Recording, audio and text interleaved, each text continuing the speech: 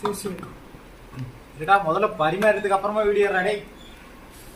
இந்த சோறு சோறு புட்டு விடியா போட்டு அது போட்டு பசி.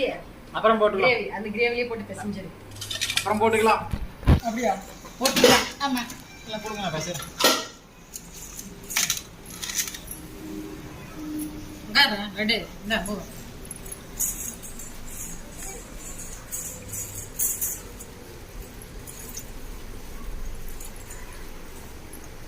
இந்த உனக்கு போவா சாமி வைங்க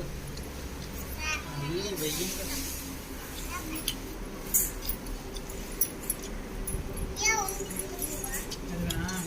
எல்லாம் போவா மிக்ஸ் பண்ணி சாப்பிட்றது. ஒயிட் ரைஸோட வெஜிடபிள் ரைஸ் மிக்சிங்.